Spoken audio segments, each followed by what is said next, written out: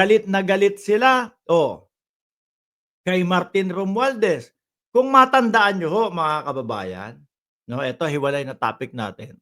Kung matandaan niyo ho mga kababayan, yung mga vloggers ho na mga DDS, grabe yung pag-atake kay Martin Romualdez. Ano ho, talagang yung mama wala naman hong sinasabi, hindi nagsasalita na ako ay tatakbo sa 2028.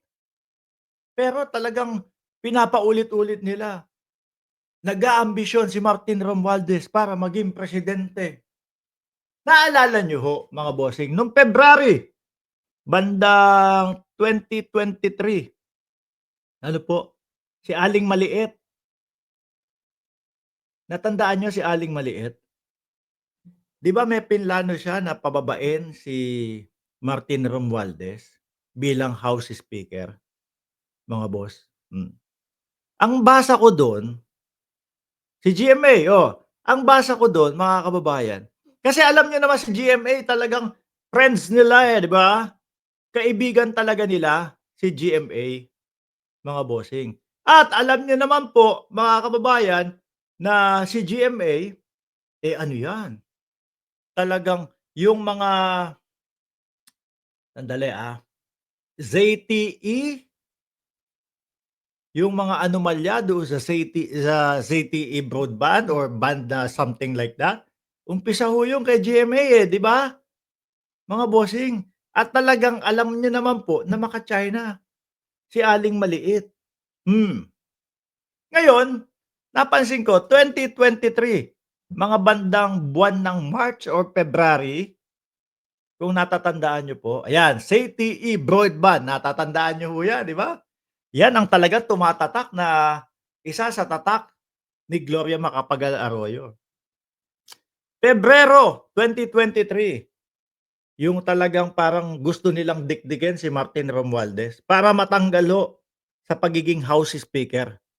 Pansin ko, naku, may plano 'tong mga ito, ano? Kasi po nung 2022 pa lang ho, mga bossing, nung panahon na yon may umuulinig na po o yung merong bulong-bulungan na ho na, ang plano ng mga 'yan, ay buwagin si Bongbong Marcos pagkatapos ng 2 taon.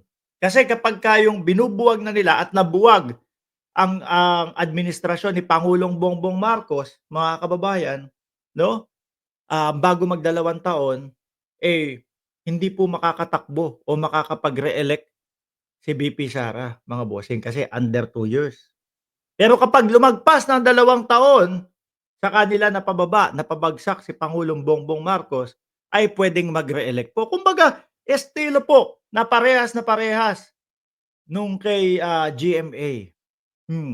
Kaso ho mga boss, yung pagpapabagsak nila o pagpapababa kay Martin Romualdez, natunugan 'no, nung kampo ni House Speaker. Uulitin ko ho, yung paulit-ulit po na sinasabi ng kampo ni Inday Sara Duterte na nag-aambisyon ng 2028 si Martin Romualdez, ni isa pong ebidensya, wala ho tayong narinig na gano'n. Ni isa pong salita ni Martin Romualdez na, "Ako tatakbo sa 2028, suportahan niyo po." Wala tayong narinig na gano'n. Sila lang po ang paulit-ulit, mga kababayan, na nagsasabi nun. So ngayon ho, nung naramdaman nung kampo ni Martin Romualdez na pinapabagsak sila nito, ano, naalala niyo yung demoted, i-demote si Gloria Macapagal-Arroyo, kung maalala niyo yun? Hmm. Kaya wala silang nagawa. Pagkatapos ho nito, talagang yung atake nung mga DDS, pagkatapos po nung mga yon, nung hindi nagtagumpay yung pagpapabagsak kay Martin Romualdez, sobra na po ang atake ng mga DDS, mga kababayan. Sila Roque, ayan, diyan na nag-umpisa sila Roque, mga bossing, 'di ho ba? Diyaan na sila bumanat, diyaan na sila nanggaling, diyaan na din nag-umpisa yung sinasabi nilang ano, tambaluslos, tambaluslos. Naalala niyo po? Kasi gusto nilang hawakan yung Kongreso. Ano po, gusto nilang hawakan yung Kongreso at naramdaman ko ho ito mga bossing, nung talagang medyo ang ating pangulo na, dumidikdik na sa China. Yung talagang naramdaman na nila, naku po, si PBBM tumitindig para sa West Philippine Sea. O yan! Diyaan na po sila mga bossing, 'no? Diyaan na po sila, um, nag-isip o diyan na po natin nakita mga kababayan yung mga, plano nila na makuha yung Congress. Siyempre kapagka nga sila ang, House Speaker at sila ang pinakamataas sa Congress, kapagka nahawakan nila 'yan, malamang po yung nangyayari kay Inday Sara Duterte mga kababayan, na impeachment, yun po malamang yung plano nilang gawin kay Pangulong Bongbong Marcos. Unfortunately, hindi ho nagtagumpay at hindi po hinayaan 'no, na maagaw yung posisyon ng House Speaker. Malamang po kung gano'n ang nangyari mga boss, Chief Amo, sir, 'no, eh, baka hinto na po yung paglaban natin, baka hinto na po yung pagtatanggol sa West Philippine Sea. Bakit po mga kababayan? I-impeach si Pangulong Bongbong Marcos, eh. Oh, papalitan ni Inday Sara Duterte, tahimik na ulit ang West Philippine Sea, 'di ba? Tatahimik na ho ulit ang West Philippine Sea mga kababayan. Bakit po? Kasi yun yung plano nila, yun yung gusto nila talagang mangyari. At nakikita ho natin yung mga patuloy po nung mga mautog-mautog nila, yung mga maisog-maisog nila. Kita naman po, 'di ba si Alvarez, kung matandaan niyo po, House Speaker dati si Alvarez. Ano po ang sigaw doon sa kanilang mautog? Gusto niyong kumalma ang China? Gusto niyong tumahimik ang China? Pababain niyo si Bongbong Marcos. Ipalit niyo si Inday Sara Duterte. Kakalma ang China. Ngayon po mga kababayan, yung mga gano'ng, sinasabi po at meron po tayong mga video niyan, kaya nga po ito si Alvarez 'di ba, tumahimik ng ilang linggo. Bakit po? Muntik ng makasuhan, 'di po ba?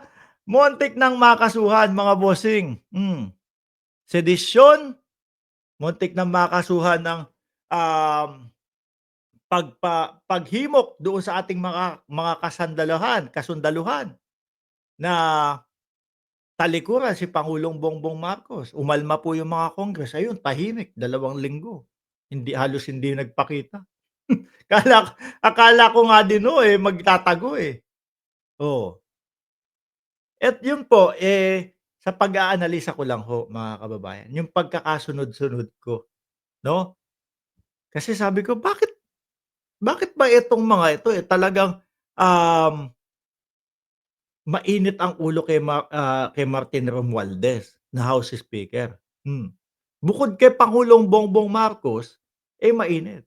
Yun po pala mga kababayan, buti na lang po hindi pumayag itong si ano, si Romualdez ho 'no, na House Speaker na maagaw yung kanyang posisyon. Kung 'di ho, naku, 'pag sila na yung may hawak 'no, at sila na ang pinakapinuno ng Congress, malamang po sa alamang kontrolin po nila 'yan, 'no?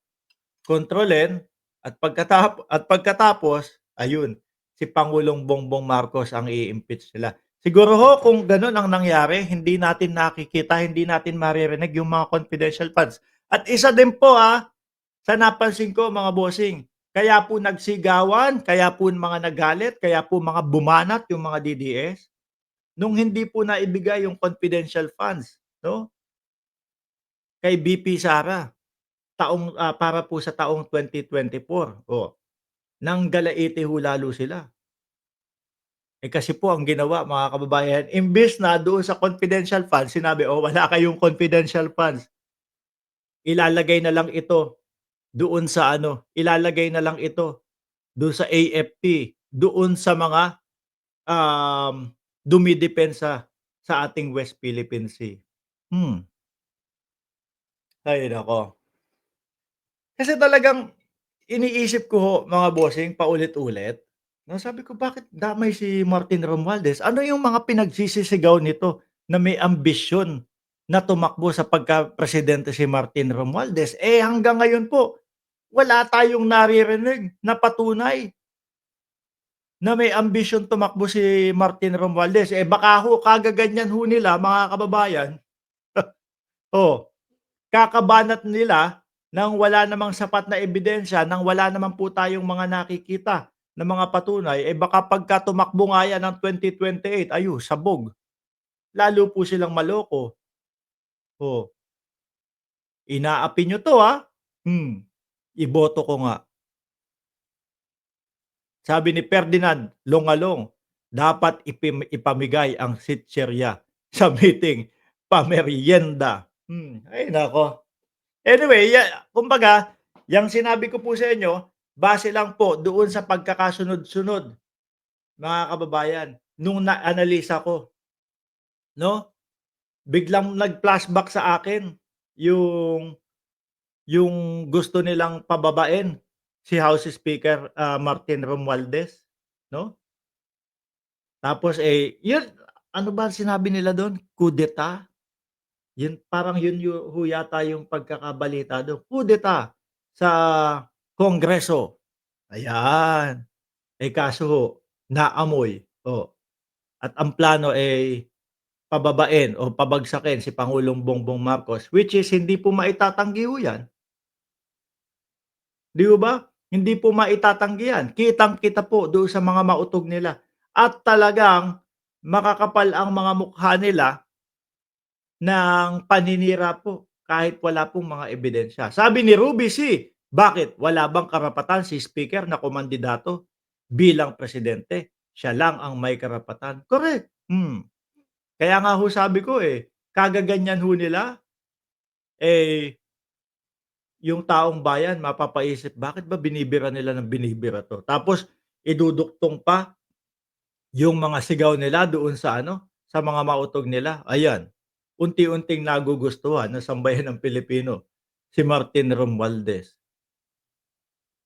Di ba, mga kababayan? Sabi ni Rudy Bernardo, kaya sila bigla na lang nagkukuda. Sabi nga, kung sino ang pumuputak, siya ang mangingitlog. Sabi ni Japs Bustero, Sara, mas walang yapa kaysa kay Digong. Sobra ang pagkasakim. Sabi ni Rosas, naisip ko lang si Kong Sandro sa Congress, si Romualdez, President. Tingnan niyo ho, 'di ba mga kababayan? Pero uulitin ko babalik ko ako sa umpisa. Mabilisan lang naman yung mga hindi nakaabot. Eto po 80% baka maitala ko po ito sa aking, balota. Kakamping po mga kababayan. Alam ko, eh, lahat kayo alam naman na paulit-ulit kong sinasabi dito, hindi ako mag-i-straight ng 12-0 do'n sa kampo o do'n sa linya ng Pangulong Bongbong Marcos. Dahil minsan na po tayong nabudol nung kagaya nung mga Roque, kagaya ng Robin Padilla, kagaya nung si Marcoleta, kaya ito ang ginawa ko, eh, pati po yung mga kandidato ng mga kakamping, eh, inaaral ko po. Hindi naman po kasi puwede, ayan 12-0 na 'yan, diyan na tayo kay ano." Eh, nung nakaraang eleksyon po, tignan niyo, halos sila Roque ang mga bumabanat ngayon sa pangulo, 'di ho ba? Eto, kung kayo talaga ay naghahanap nung kandidato, mga kababayan, wala akong narinig na korapsiyon dito, wala akong narinig na makabundok 'to kagaya nung mga naririnig natin. Sila Franz Castro, hindi ko po narinig gan'to ng may isyung gano'n, na alam niyo na yung makabundok, 'di ba? um, kung kayo, talagang sulong sa impeachment, eto ho, 'no, dating COA commissioner, isa sa nag-draft nung, tawag dito, Memorandum Circular 2015 kung paano i-audit yung confidential funds. Ayan, mga kababayan. Malamang po, eto ang mas madaming katanungan at eto po ang mas madaming, magiging sakit ng ulo ni Inday Sara Duterte. Sabi ni Daddy Robs, Heidi Mendoza is the shadow of Senator Miriam Santiago. Mga boss, chief amo sir, si Ma'am Delia Rosario sabi niya, "Boss Mark, pasok sa akin Mendoza, si Pacquiao, dating PDP yan." Mga boss, chief amo sir, magpapaalam na ako. Maraming salamat and God bless po sa ating lahat.